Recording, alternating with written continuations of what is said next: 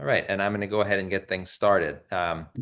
Hello, friends, one and all. My name is Nico Slate.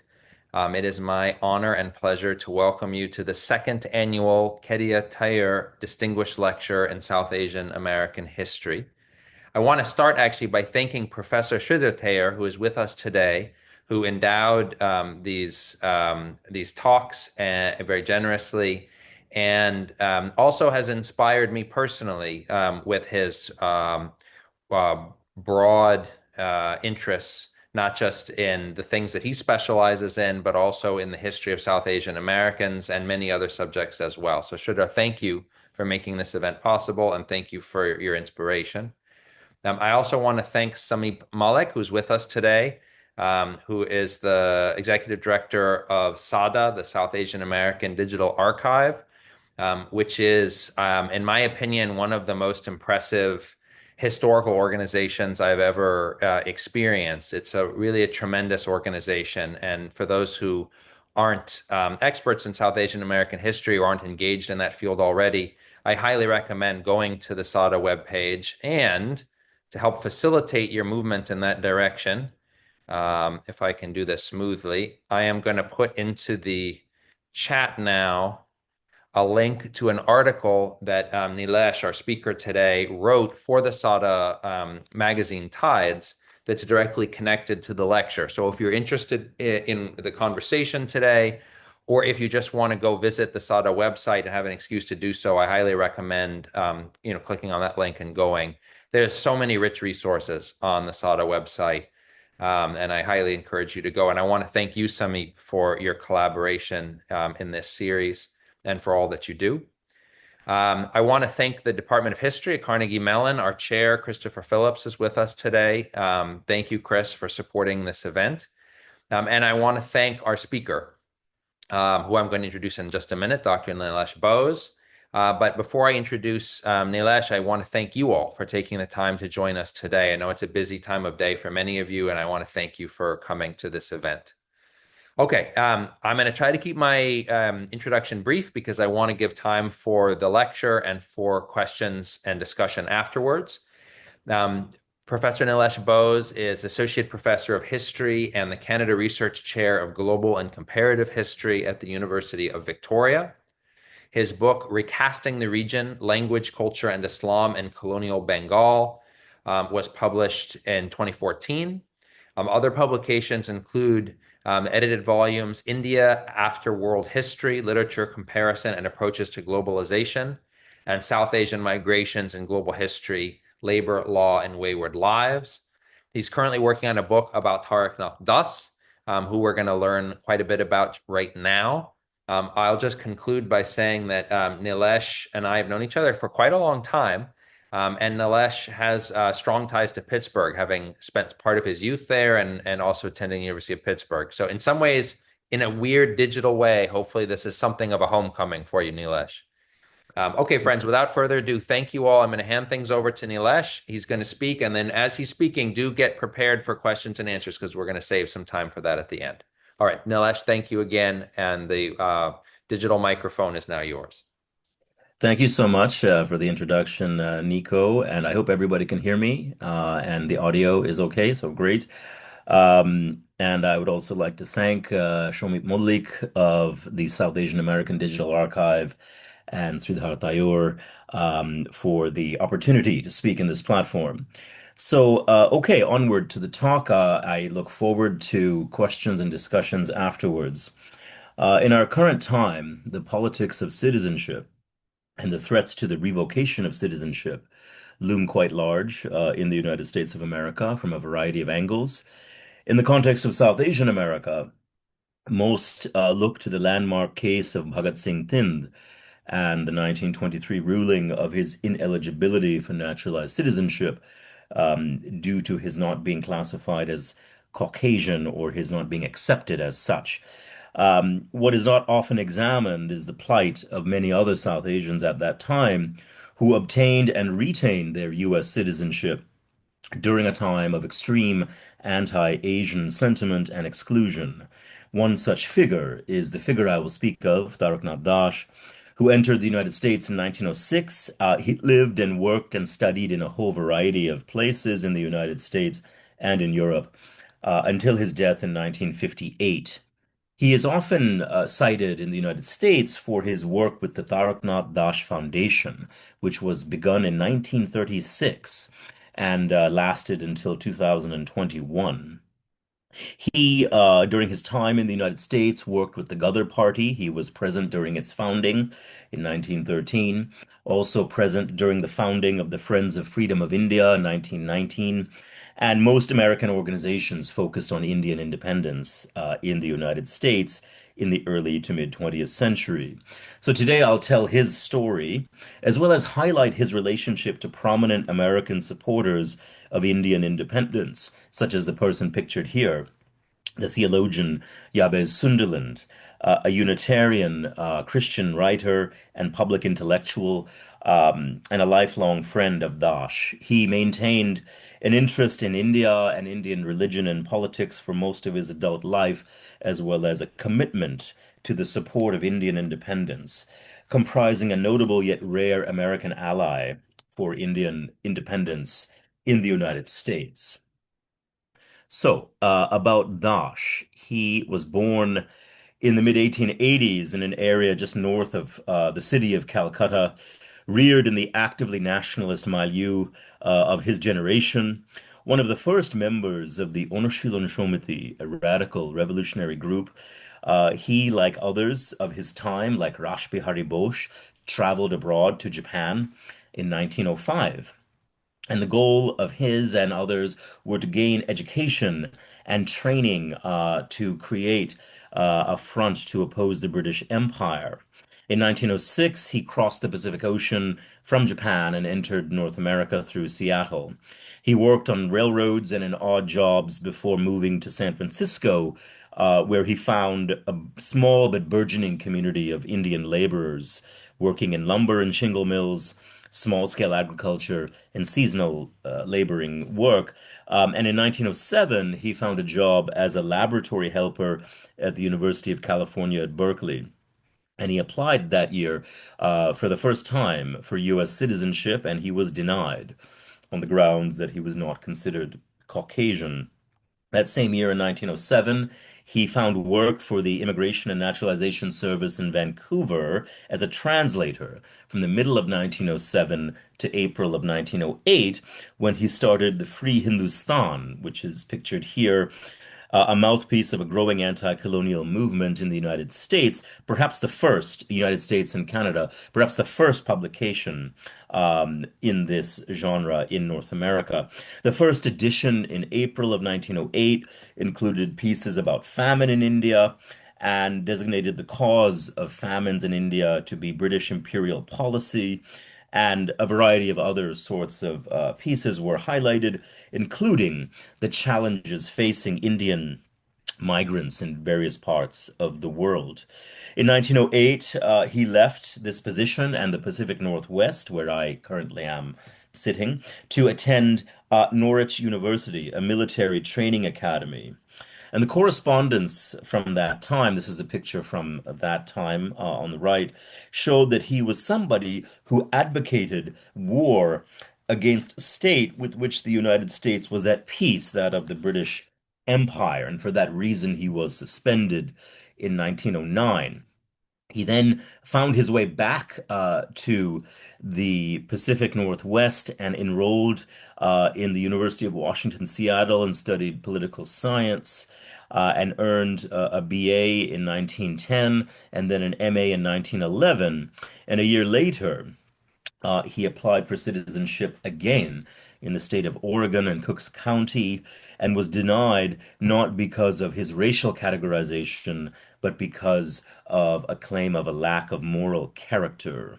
In 1913, a year after that citizenship application, he, alongside others, such as the newly arrived Har Dayal and other well-known figures in our history, like Sohan Singh Bakna, he started the Pacific Coast Hindustan Association, later known as the Ghadar Party, in San Francisco.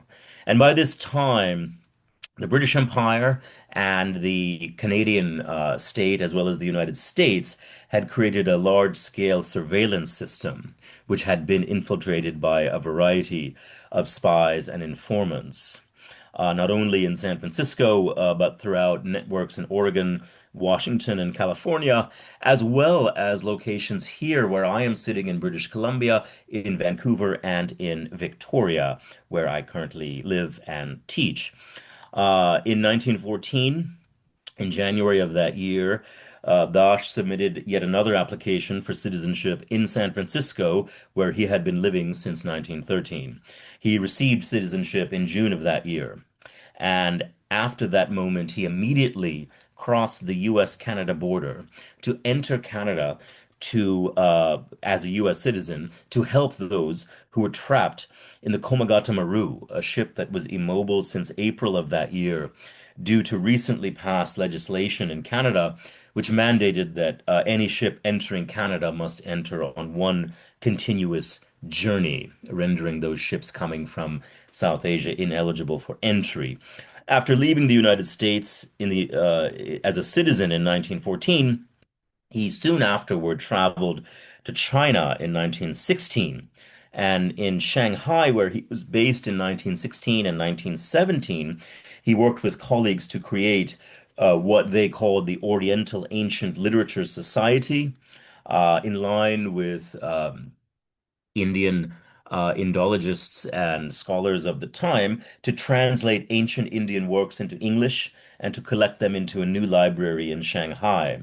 And from that base in Shanghai, he then traveled back to Japan, where he had been about a decade earlier. And there he wrote a pamphlet that was later published as a book in 1917 called Is Japan a Menace to Asia?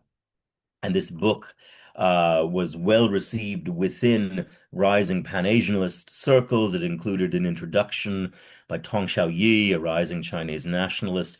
And in this work, he argues that Japan is indeed not to be seen as a menace to Asia, but rather a force for containing European aggression in the world. Again, this was written during the Great War. And he writes parts of his work addressed to Asian youths with a section titled, quote, The Assertion of Asia. And there he writes that, quote, our method of assertion should not be a mere imitation of the West, but rather to draw inspiration from the glorious past of Asia to rise above our present degraded condition and preserve the best of our ancestral treasures and assimilate the best of our modern world. In that work, as is in later works on this topic, he notes the imperialism in Korea by the Japanese Empire as well as rising aggression in China, but yet maintains at this point in history that the rise of Japan is for the betterment of Asia and for the world. Dash's critiques at this time during the war of the British Empire's activity in India and globally, he wrote a bit about the British Empire throughout the world, led to intensified surveillance by a combined US, Canadian, and British networks of agents and informants. And after the United States enters the war in April of 1917, the United States arrested and indicted over 30 such Indian migrants who were charged with violating neutrality laws, along with a handful of German nationals. And these individuals, like Dash, were accused of organizing a war effort against the British Empire, an ally of the United States. And this led to a trial of a total of 42 Indians alongside many Germans who stood trial in what was sometimes called the quote Hindu-German conspiracy trial of late 1917. One of the, if not the largest and most spectacular trials to feature Indian migrants in early 20th century United States. Began in November of 2017, and the trial lasted until late April of 1918.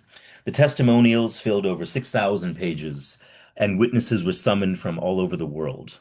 After a brief deliberation, a San Francisco jury found 29 defendants guilty of conspiring to, quote, violate the law prohibiting military expeditions against countries with which the United States was at peace. Of the 42 Indians on trial, 29, including Dash, were convicted. This trial was reported on in various newspapers of the time, such as the San Francisco Chronicle and the New York Times, and provided fodder for lurid descriptions in spy novels and sensational literature of the era. Henry Landau described it as, quote, one of the most picturesque ever conducted in an American court. This is also a moment when the United States is beginning to witness the various factions brewing within Indian expatriate revolutionary networks in the United States at the time. By the start of the trial, two major factions had emerged within this network in the United States. One led by Ram Chandra, who was allegedly mishandling funds and being paid by the British Empire as an informant, and a faction opposing him led by one Bhagwan Singh, about which there is a recent book which I would recommend, aimed to oust Chandra from the organization. And just after the judgment was read out, another figure, Ram Singh, he shot and killed Ram Chandra, which led a U.S. Marshal to shoot Ram Singh, which led to his death. And this was one of the major elements of the trial that was covered in the newspapers of the time. So back to Dash, he was sentenced in April of 1918 and then entered prison, Leavenworth Prison, on June 5th, 1918, as inmate 12489 in leg irons and handcuffs. And during his time in prison, he spoke with and had a variety of experiences with German immigrants of various types, some who were also in that same trial with him, but also Mexican revolutionaries, socialists, and anarchists. He served time until his release on October 25th of 1919, after which he shifted his operations to the east coast of the United States and shuttled between New York and Washington, D.C., where he worked with the Friends of the Freedom of India, a new nationalist organization that was established in March of 1919, led by Agnes Smedley and Roger Baldwin, American figures who were quite supportive of Indian independence, as well as Indians like Shoilendranath Ghosh, an ardent supporter of the Indian nationalist cause. This organization also included University of Chicago Dean and Professor Robert Morse Lovett as the president for a time, as well as labor leaders and news editors in its board. Dash joined as executive secretary just upon his release from prison. He was in touch with all of these figures during his time in prison. And when he joined the organization formally, he worked on publishing pamphlets advocating for the independence of India and advocating against the deportation of Indian migrants, which was starting to happen right at this moment. And he took the lead in organizing mass meetings and dinner lectures, publicizing the work of this organization. So this is the time, as I mentioned earlier, of the case of Bhagat Singh Thind. And that case, along with 44 other Indians who had received naturalized citizenship since 1909, came under scrutiny by the U.S. government, which had planned to revoke the citizenship of these 44 Indians due to the allegation that there were fraudulent citizenship applications claiming that Indians would aspire to the status of Caucasian, which was seen as fraudulent and mistaken by some in the U.S. government. Though several U.S. officials from the era of this trial were eager to denaturalize him, the U.S. government dismissed his case and all other pending cases of denaturalization after lengthy deliberation in 1925. And during this time, he also happened to be enrolled as a PhD student from 1923 to 1925 in Georgetown University's School of Foreign Service, where he wrote and submitted a doctoral thesis about international relations, written mostly at a desk at the Library of Congress, and he likely was supported by sympathetic U.S. senators to do that degree. From the mid-1920s to the mid-1930s, he lived with his wife, Mary Keating Morse, whom he had married in the mid-1920s, who was a philanthropist and a Quaker and an activist. And he worked with her and other colleagues in Germany, where he traveled to in 1926 to start the Indian Institute in Munich, which offered scholarships to Indian students there and elsewhere. He and Mary and colleagues in this institute lived in Europe until 1934, and they lived in Germany, in Munich, just up until the rise of the Nazi Party and the vast changes within the German system, particularly with Indian students. Rabindranath Tagore's nephew had been traveling in Germany at the time. He was arrested, detained, harassed, and many other Indians as well. And at that time, they left in 1934. They returned to the United States in 1935 and established the Taraknath Dash Foundation, which was incorporated in America in 1936. It offered grants and loans for Indian students in the United States, as well as prizes for students who had worked toward a better understanding amongst nations, the between nations. And the organization lasted it changed locations throughout the 20th century and was based in Columbia University for much of its history from the 1980s until it closed in 2021. Dash lived in New York City through the war years and survived the death of his wife in 1948, after which he eked out a living teaching as a sessional or what is called an adjunct in various New York institutions such as NYU and City College. He established a lecture series, which is still alive, in the name of Mary, known as the Mary Keating Dash Lecture at Columbia University.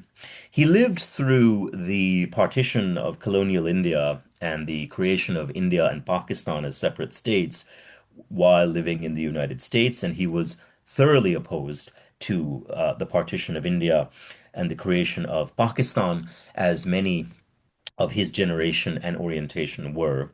In 1952, he returned to his old stomping grounds of Jadavpur University in Calcutta, which he had left 47 years earlier.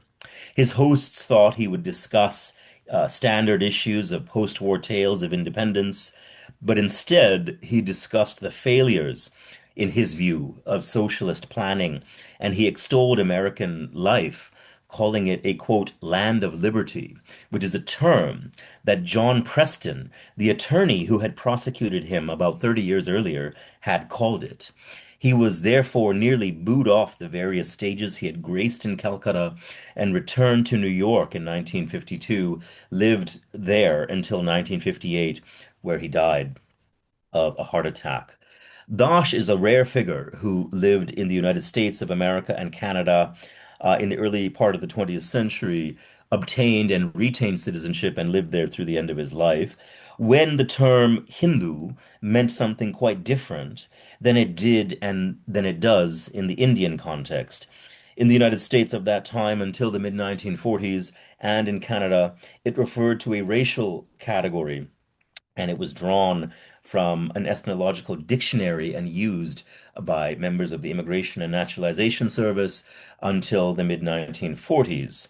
And in a way that appears quite absurd to many in the world, this was commented on by several travelers coming into the United States, that the United States was one area where all from India, including Muslims, were categorized as Hindus. But in India itself, of course, the term Hindu refers to a specific religious community. And from the 1920s, when Dash is rising as a political figure, becomes associated with political communalism in the context of late colonial Indian politics.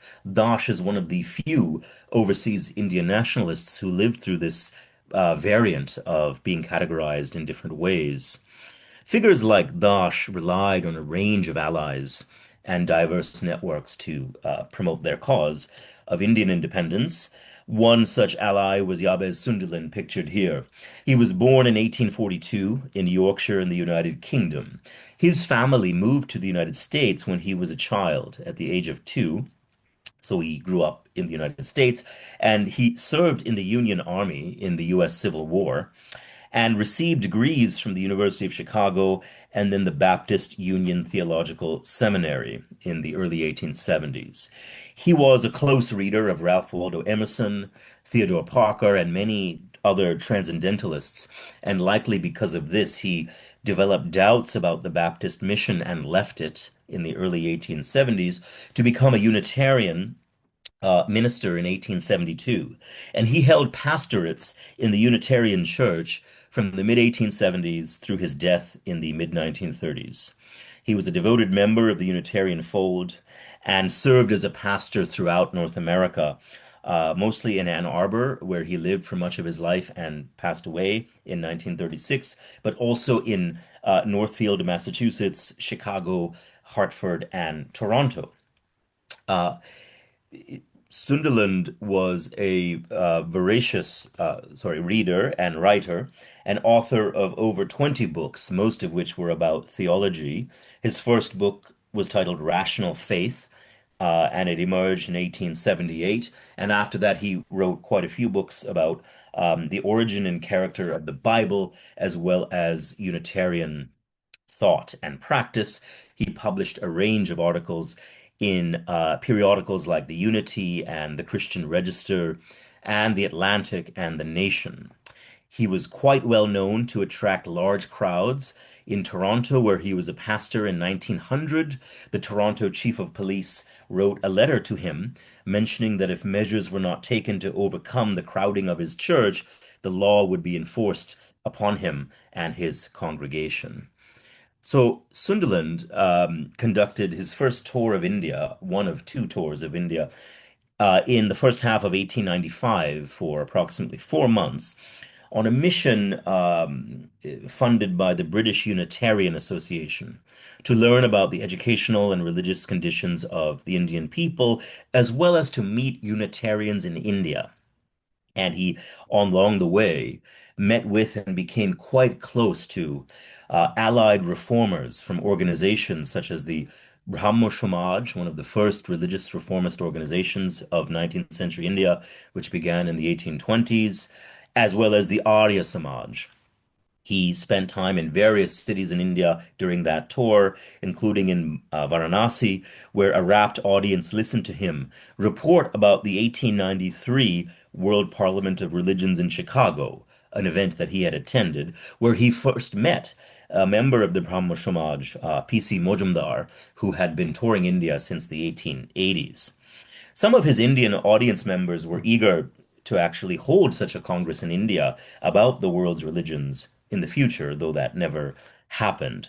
From this initial trip in 1895, he began to learn and compile a sense of India's political condition outside of the limited English language journalism available in the United States in the 1890s and 1900s.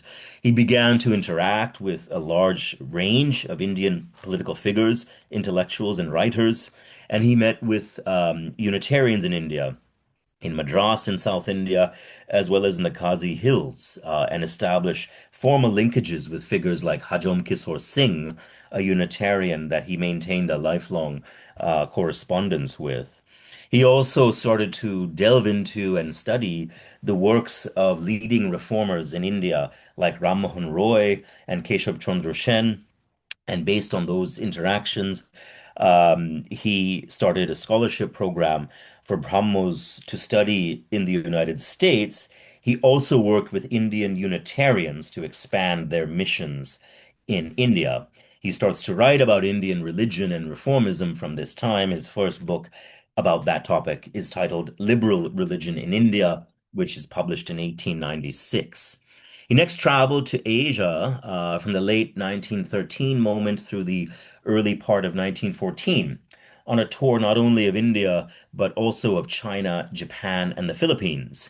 And there he was given the title of Billings Lecturer, and he was sponsored by the American Unitarian Association.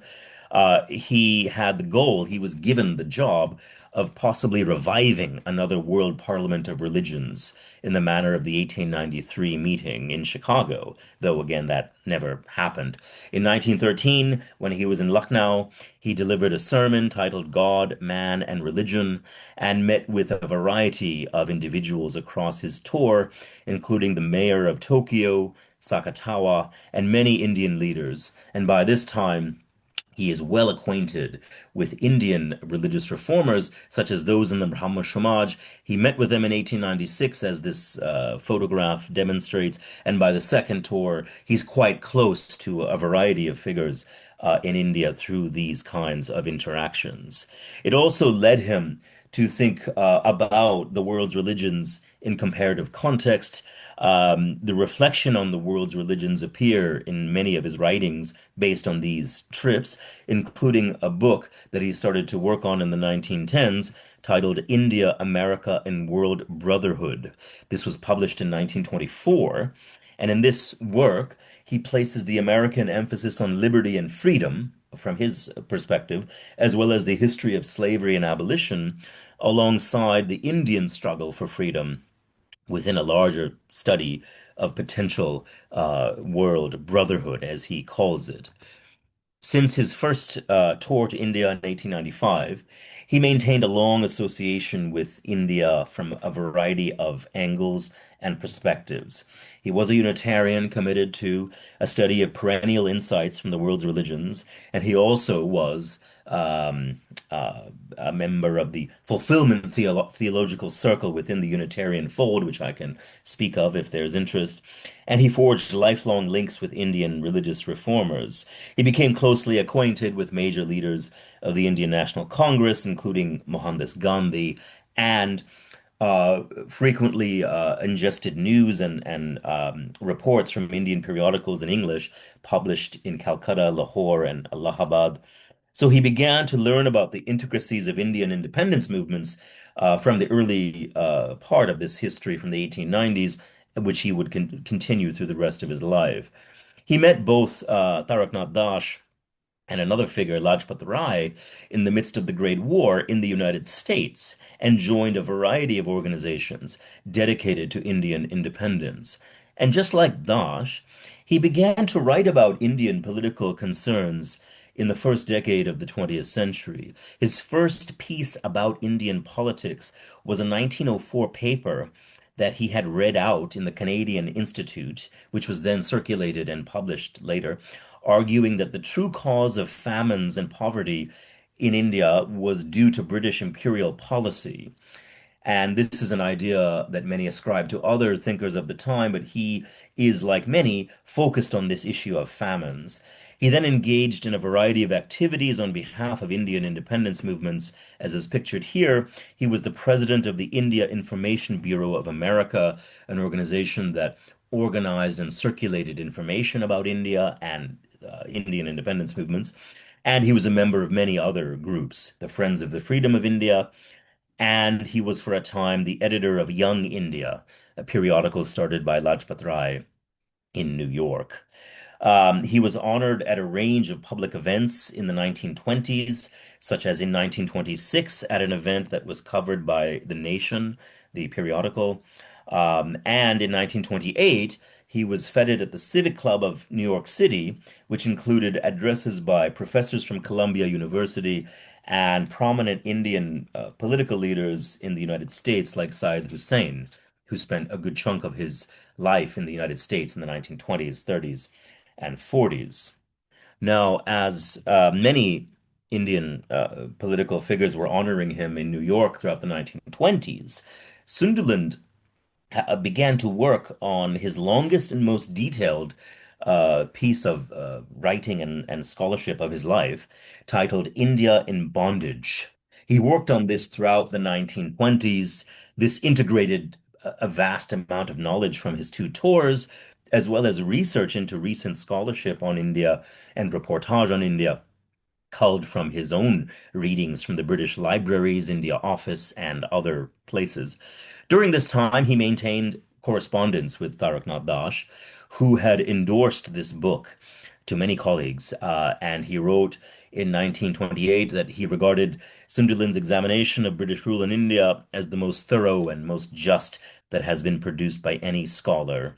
So this book arose in part as a reaction to the sensationalist condemnation of Indian society and Indian social practices by Catherine Mayo's Mother India, a book which emerged in print in 1928. Mayo was an American journalist from Pennsylvania who had conducted a tour of selected parts of India with British imperial support. And she, in her book, argues that Indians they're not fit for self-rule, and claimed that Indian people were mired in a range of social practices that rendered them unfit, such as hypersexualized conditions and practices of child marriage and other comparable injustices, rendering them unfit for self-government. Indian and American authors immediately engaged in intensive polemics in response. There were many book-length rebuttals to that book. Some include K.L. Gauba's Uncle Sham, a bestseller in India, or Sunderland's old friend Lajpat Rai wrote Unhappy India. An American author, Zabel Zemand, wrote Living India. And all of those works rebut the claims made by Mayo, question her claims because many of them did not have sources, and offers a critical look at American social practices like racism within the United States, practices such as lynching, and racism and discrimination against various groups, especially African Americans. Lajpat Rai's friend W.E.B. Du Bois in The Crisis also offered a critical pushback against Catherine Mayo's book. As Minnie Sinha mentions in her extensive research on this topic, American and British missionaries and theologians were by and large not supportive of Catherine Mayo's Mother India.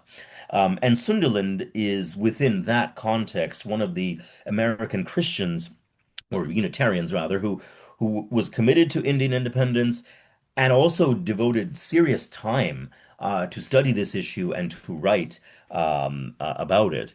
And he sets the context in this work for the study of India under British rule with references to American history as well as to the broader family of nations, emphasizing the importance of self-rule for all peoples of the world. And he opens his foreword of this book by mentioning his trips to India, two trips, 1895 to 96 and 1913 to 14, which prepared him to do this vast study of India under British rule. It is a tome of a work which includes 493 pages of text in its first publication, three books in total, 38 chapters, two appendices. So it is a massive work, perhaps the largest in this genre.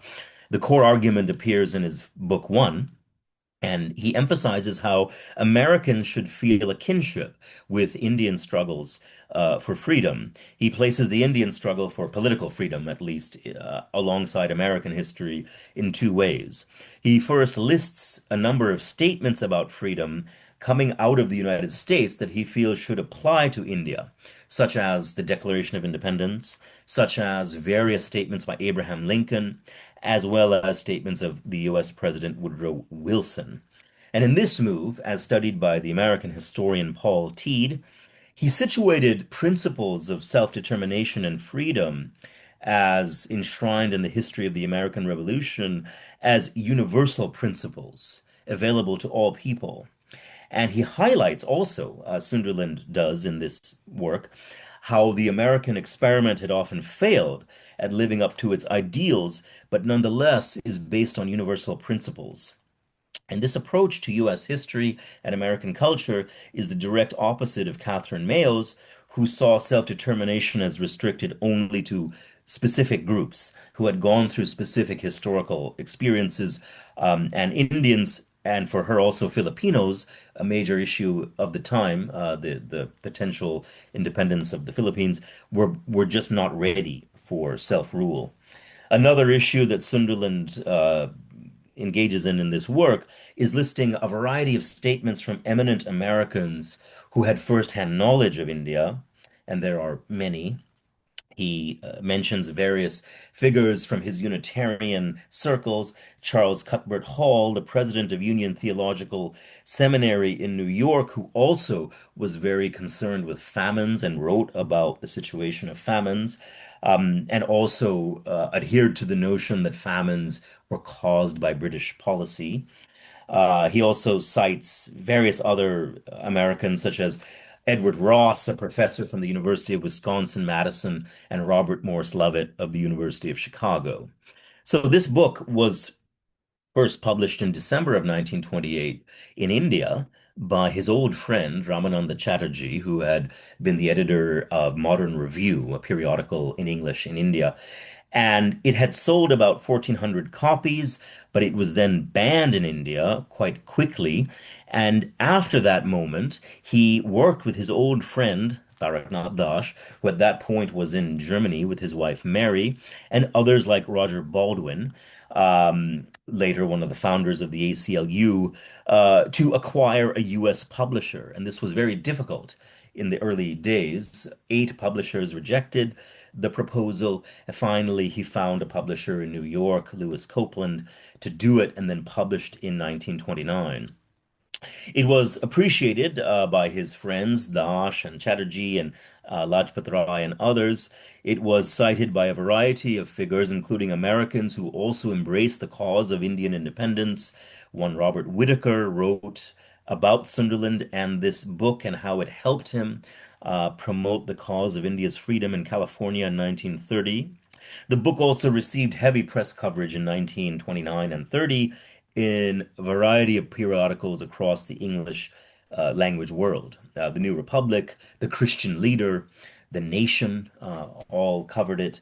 Some reviews were extremely positive, such as John Hayne Holmes in Unity, but others were much more tempered. The New York Times offered a balanced, one could say, review and accused Sunderland of a bias that prevented him from seeing any benefits of British rule. Near the end of the book, Sunderland includes a long quotation from an English professor, one-time Friends of Freedom of India President Robert Morris Lovett, on the importance of Indian freedom from British rule. And this very same quotation appeared in another book that Taraknath Dash wrote, India and World Politics, which emphasizes the importance of Indian independence for India, but also for colonized peoples throughout the world. And this, in this quotation, which is at the end of Sunderland's book, mentions that the freeing of India from British rule would go farther than any other conceivable action toward the settling of imperial control of one nation by other nations throughout the world. And India would be set free if the world viewed with clear, truthful eyes the monstrous nature of its subjection and its menace to the world's peace. There can be no possibility of world peace as long as a great nation of India, containing 1/5 of the population of the globe, is held in political servitude. Sunderland lived until the age of 94, and he died in Ann Arbor, Michigan in 1936. Tributes and memorials started to appear immediately across the world, and many Indians wrote such tributes, including Sarojini Naidu, as well as Ramananda Chatterjee and N.S. Hardikar, a major figure in South Asian American circles, Chaman Lal, and others. He was the first American Unitarian to venture into the Khasi Hills during his 1895-96 tour. He supported the efforts of the Indian Unitarian Hajom Kishore Singh, who began a Unitarian congregation in the 1880s. He was remembered by Singh and many other Unitarians there, and others he had befriended over the nearly 30 years of his work that he had conducted on behalf of India. And there was a memorial service in New York City, organized by the Hindustani community of New York in August of 1936. One of the many who delivered speeches of remembrance was Taraknath Dash. And there he mentions how he learned first of Sunderland's work when he was preparing articles about famine in India for Free Hindustan back in 1908. And that is when he first learnt of Sunderland's own presence, because then he had published his first article about Indian nationalism, the new nationalist movement in India, which contains a seed of this argument about famine being caused by British policy. From the early 1910s, when Dash met Sunderland in person, he came to know of his earlier support for the abolition of slavery and his embrace of religious liberty, which he claimed to be coming from his Unitarian platform. Sunderland did.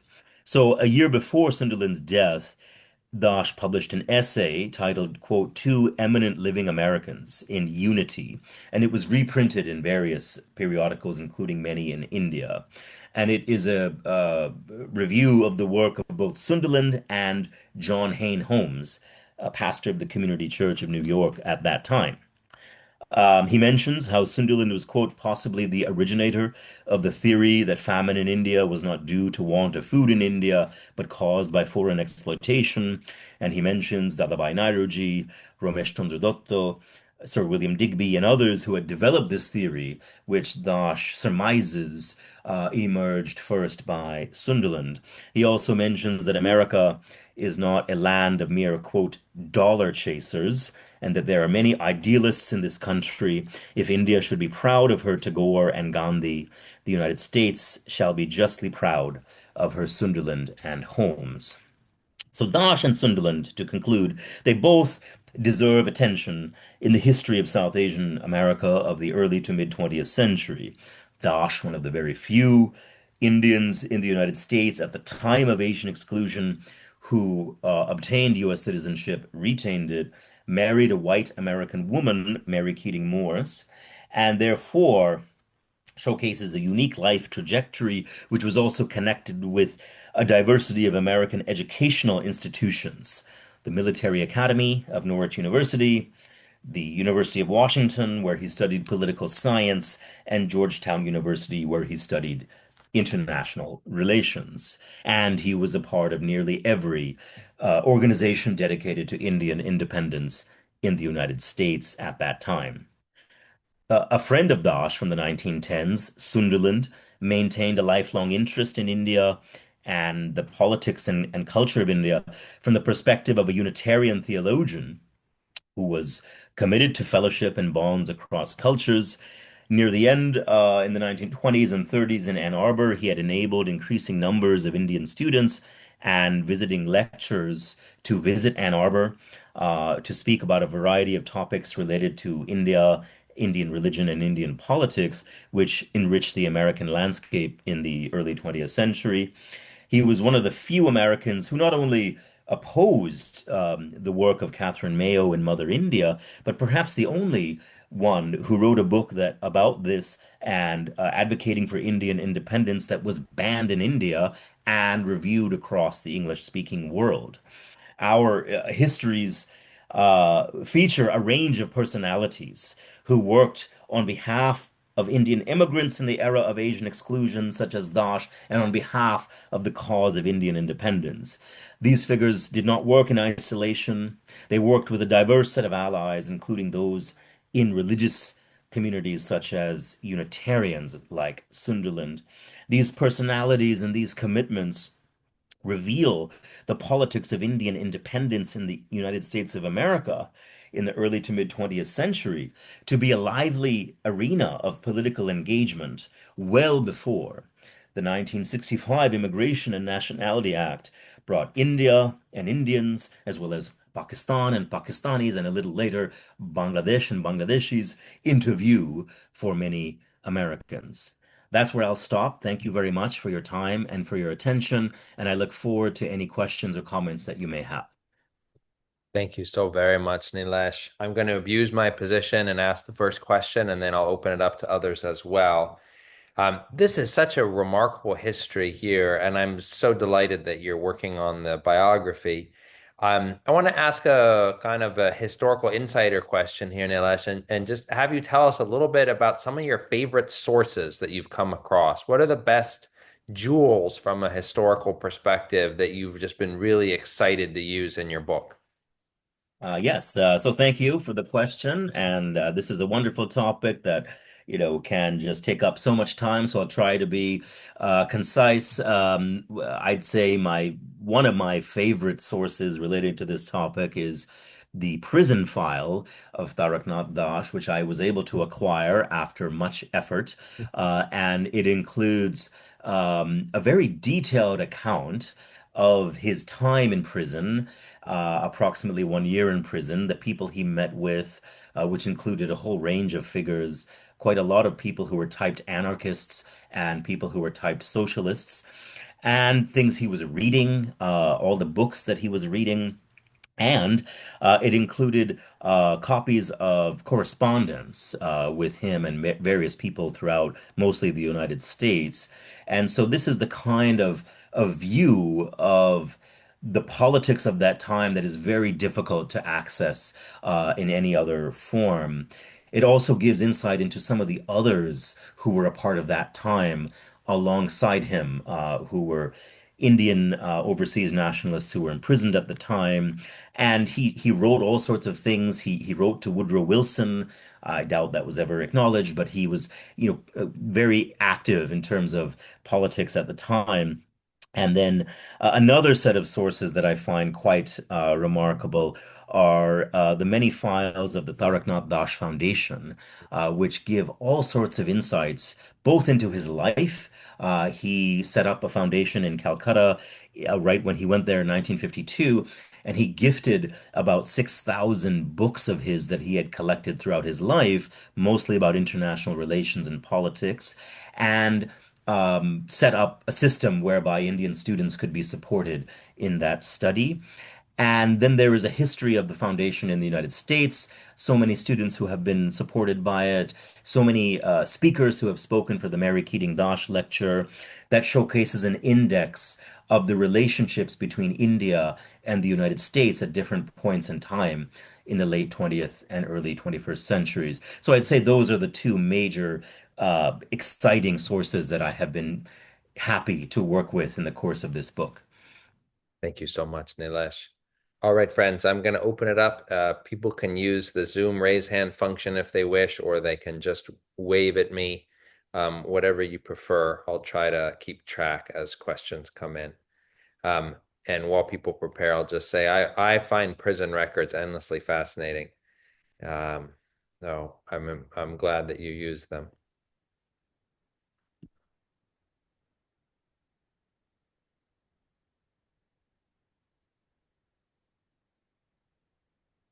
All right, go for it, Chris. Thank you very much for this really interesting, just wildly connective lecture to things I'm thinking about. I wonder if you could say a little more about the connections, if any, during this period between 1917 and 1920, 24 in the US to the kind of reaction against immigration. You begin with some key stories of um, the kind of debates around immigration and I see how those connect now very clearly to the fight for Indian independence. But at the same time, there must have been kind of a reactionary stance taken, by at least those who were mobilizing behind the Johnson-Reed Act and other kind of reactionary 1920s stances. And so I'm curious as to if you could speak a little bit to that side of the story as well, as an afterlife of the account you're telling. Yes, definitely. Thank you so much for the question and for this topic, which I think is also very important as a part of the overall history that must be addressed whenever we think of any of these individuals and their movements in politics. I'd say that there's a labor history where there is detailed racialization of the labor question, and I think that from the late, in the late 19th century, really, but this moment, 1910s and 20s, I would say that the aspects of the labor movement are deeply opposed to immigration. And so we see throughout that period, especially here where I am in the Pacific Northwest, both in the US and Canada, extraordinary political movements to ensure the exclusion of Asian entrance into society from all parts of Asia. And that's well before 1917. So I think there's that labor and organizational history.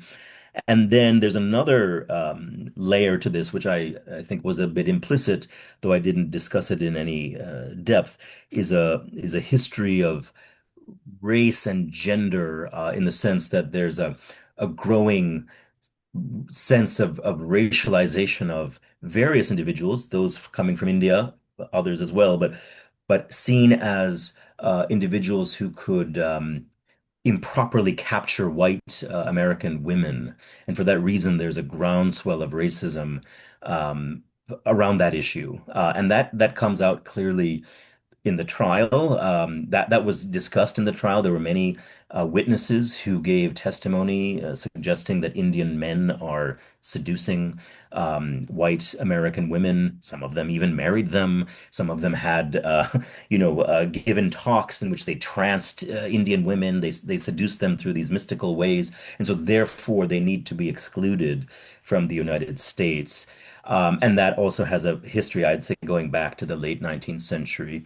So those two are major components of the other side of it, the deep racialization and the deep opposition to Indian migration in the period, which I'd say from 1917, from that Barred Zone Act moment up until the mid 1940s, that is the dominant, normative position where figures like Dash and his associates are very much on the margins, and as is Sunderland. There were others in the broader religious context who were very supportive of the British Empire, supportive of the U.S. and the Philippines, not supportive of self-rule, and who differed with Sunderland and his associates. So they were also on the margins, given that rising tide of racism in that context.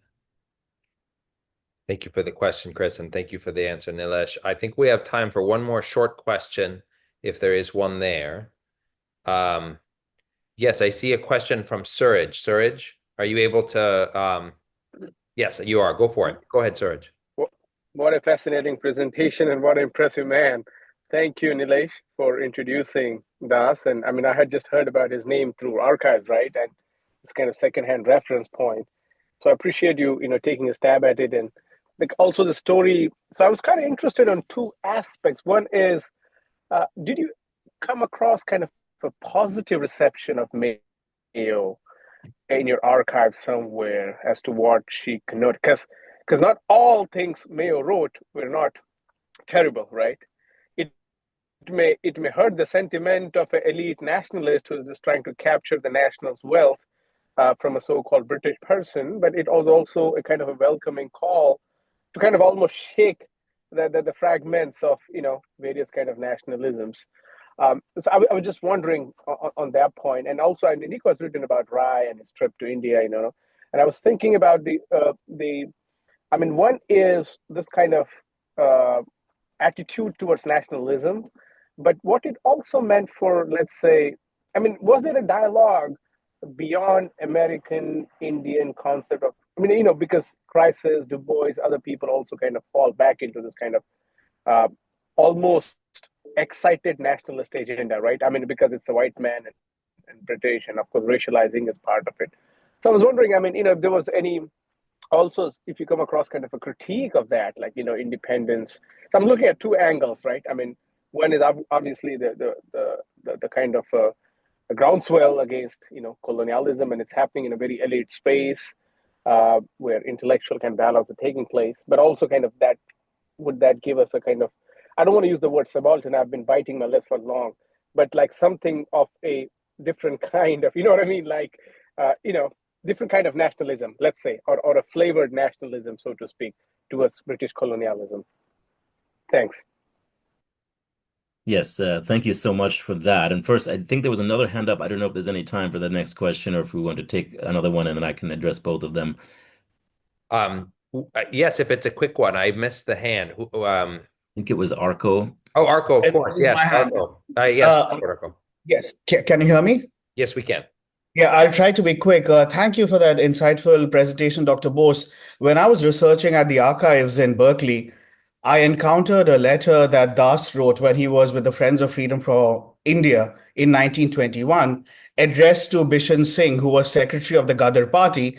And he essentially says that, well, I was never a member of the Ghadar party. You Ghadarites wanted me to claim I was one, so it would help in your recruitment purposes. So my question essentially was, what really was his nature of association with the Ghadarites? Right. Thank you. Thank you for both of these questions. I'll try to be as quick as I can. I know time is running. First, I will say that to Suraj, thank you so much for being here. I've followed your work, and I'm very glad to have the chance to speak with you. Two issues about Mayo and Mother India, and then whether there's a critique of normative or received nationalisms within these spaces. So, one, Mother India. Yes, there are. And Dash was, as far as I have read of his work, he's a little bit on the margins of the more detailed engagements with Mother India. Lajpat Rai does a lot with it, but he's following everything. And I would say there are some who accept that within India, the levels of internal hierarchy, the levels of internalized violence are things that they did not deny. And that there are some who accept the description, but they reject the explanation of it. And so some say that yes, these things are a part of India, but there have been efforts to so-called reform them, and they have been stymied by the British Empire. And there have not been, though, ones that fully, as far as I've seen within these circles, that fully accept all of Mayo, but some do. And then there are some actually who find some missionaries, some Indian Christians also who focus on aspects of Indian social life, again, the violence, hierarchy, and times caste-ridden hierarchy, as something that they should be exposing. So agreeing with Mayo, but disagreeing with the methods and the format.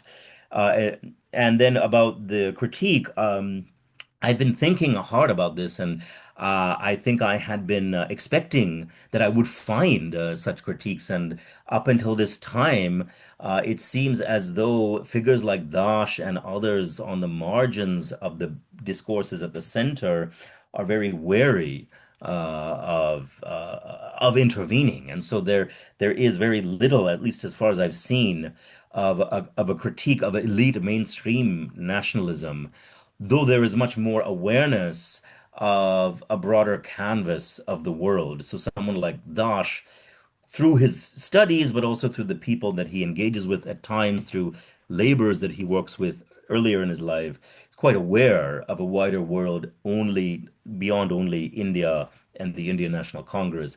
But it has not been actualized into a more detailed or direct critique.